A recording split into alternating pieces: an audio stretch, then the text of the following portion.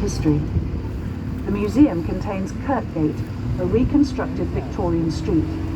The frontages of the buildings you can see in there have been carefully taken down brick by brick and rebuilt. You can walk into an old school classroom with wooden desks and inkwells, visit an old pub, and even watch sugar mice being made in the Victorian sweet shop. For a more sinister view, go and look round the old prison cells and hear the prisoners telling tales of their fate. Don't just walk by though, knock on a closed cell door and see what happens. The tower gets its name from one of the Clifford family, who have been prominent landowners in this area for centuries. Perhaps it was Sir Robert Clifford who gave the tower its name posthumously after he and 4 other knights fought here during the rebellion against William the Conqueror. Ahead we can see a square tower marking the end of this section of the city wall. This is Fishergate Postern Tower, which stands where the wall met the River Foss, which would have been much wider than it is today. There were 6 postern towers on the walls of York. Postern means rear entrance, and this is the only such tower still remaining. As we turn into Lead Mills Lane, look to the right. On the wall of the tower, just above head height, is a stone projection sticking out. This projection is part of a garderobe, which is a medieval toilet chute. The waste would come out of the chute and drop directly into the King's Fish Pool down below. Over the hedge to our left is the graveyard of St. George's Church, which has just one upstanding headstone in it. Those on the bottom deck may see this headstone through the gates on the left as we turn. This is the grave of Dick Turpin, the notorious Georgian highwayman who robbed stagecoaches in the 18th century. Dick Turpin was buried in the graveyard of the original St. George's Church in 1739. Since his death, Turpin has become a romantic figure in English history, but the truth is far from the legend. The legend tells of a man who rode a horse called Black Bess. He would jump out from behind trees in front of stagecoaches shouting, "Stand and deliver, your money or your life." It was at this point you would give him all your money and everybody would go home happy. In truth, he was believed to be a thief, a poacher, a burglar and a murderer, not a nice man. And he never had a horse called Black Bess. That was made up about 100 years after his death in a novel called Rookwood by the Victorian novelist Harrison Ainsworth. Turpin was actually from Essex, but came to York to avoid capture using the assumed name of John Palmer. He laid low at a place just to the east of York, but one day the landlord's cockerel was keeping him awake, so Turpin shot it dead. It wasn't the cleverest thing to do as it got him arrested. He was brought to York for trial, where he was found guilty of the more serious crime of being a horse thief. He was taken out to the Tyburn on the Knaves Mire, where he was hanged in 1739. Straight ahead of us is Walmgate Bar, the most complete gateway on a city wall, not only here in York, but also in the United Kingdom. This is because it still retains its barbican, which is the tunnel-like structure on the outside of the gateway. We will see the barbican when we turn right. You will not see another original barbican attached to a city wall unless you go to Krakow in Poland. All the others have now gone. On the side of Walmgate Bar, we can see an Elizabethan gatekeeper's house, which stands on 2 stone pillars, one either side of the central archway. We don't know where the pillars are from, but we do know they are of Roman origin. The gateway would have had only one central arch. The others on the left and right are modern. The gate still has its original 15th century oak doors. The barbican is an extra defensive structure on the outside of the gate. It is a double gateway formed by 2 walls, which stretch out into the road ahead for about 18 metres or 60 feet. The purpose of the barbican was to slow down or trap any attackers in the tunnel between the inner oak doors and the outer doors, which were made of iron. The defending soldiers on the walls above could then attack those trapped below, firing arrows, throwing down rocks and boiling liquids. In 1828, the city's cattle market was relocated to this area. Cattle and sheep were brought here from all over the country to be traded. The flat grassed areas at the foot of the walls were where livestock were kept in pens awaiting their sale. In 1971, the market was moved again, this time to Merton, a village just outside of York, and was renamed the York Livestock Centre. On our right is Fishergate Bar.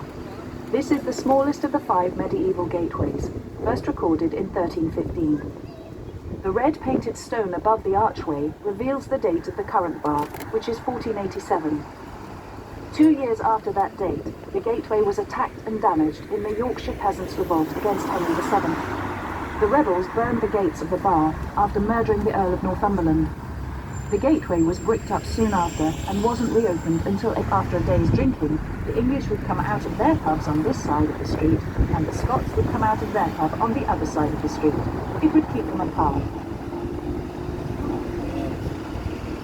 Fishergate is the road to Fulford, a village just south of York. This was the site of the Battle of Fulford on the 20th of September 1066, where the Vikings beat the Saxons. The Saxon army then returned the favour at the Battle of Stamford Bridge, just 5 days later. Just 3 weeks later, however, there was a third, more famous battle, the Battle of Hastings, where the Saxons, led by Harold Godwinson, were defeated by the Normans, led by William the Conqueror. Looking ahead, we can see the top of York Minster. It is the tallest structure in York.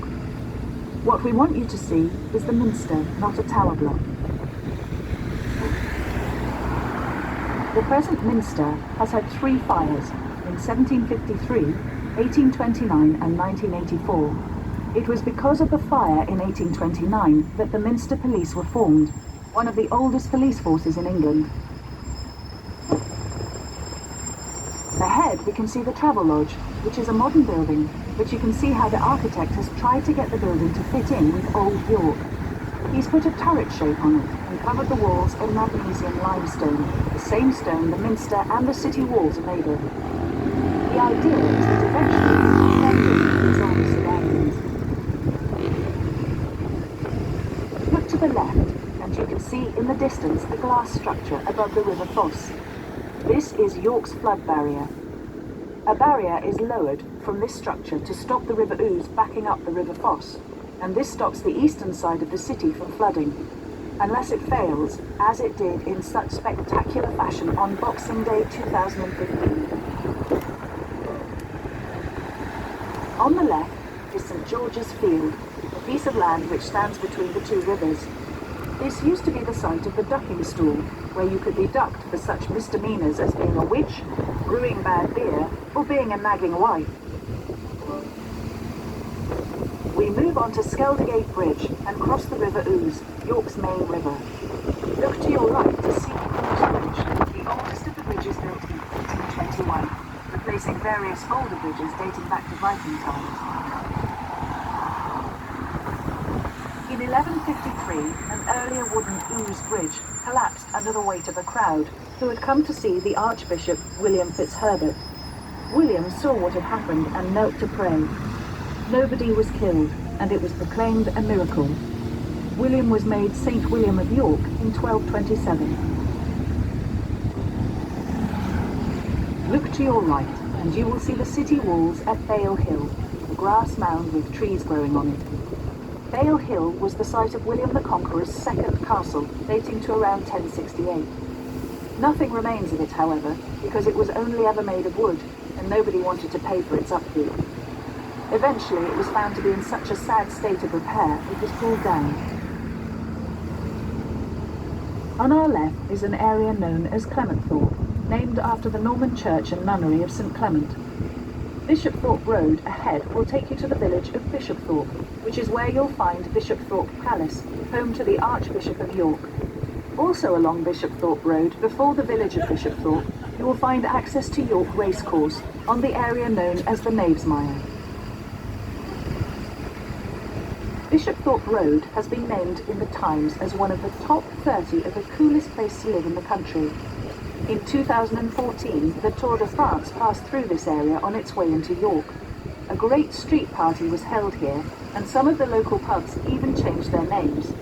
The Slip Inn became La Slip, and the Swan became La Swan. As we set off through the lights, look left and keep looking left for a brief chance to see the smallest house in York. Watch out for the house at the top of the hill with a large black door with number 76 on it. Just after it, look in the gap, and there is a door with the number 76A on it. This claims to be the smallest house in York. One of York's most famous sons is Joseph Rowntree, a Quaker remembered and revered both for his outstanding work towards improving the lot of working people, including his own employees, and for his work in the famous Rowntree Confectionery Company of the same name. In 1827, his father set up a grocer's shop in Pavement, where Joseph learnt his trade. Joseph's younger brother Henry, knowing that he would never inherit the grocery business, went to work as an apprentice to his cousins, the Duke family, who were dealing in tea, coffee and cocoa. In 1862, Henry Isaac Rowntree acquired the cocoa side of his cousin's business. Henry was not a brilliant businessman and was near bankruptcy when, in 1869, his elder brother Joseph was sent to assess his finances and rescue his business. Henry died in 1883, and the business passed to his brother, who, in time, expanded the business to the chocolate factory on the northern side of the city, which still exists today. He set up 3 influential trusts that still bear his name today, and which continue his legacy in the fields of poverty, housing, international peace, social justice, and democratic reform. Rowntree later merged with Macintosh, and the joint company became part of Nestlé in 1988. Many sweets and chocolate bars that are a much-loved part of British life are manufactured in the York factory, like Kit Kat, Aero and Yorkie.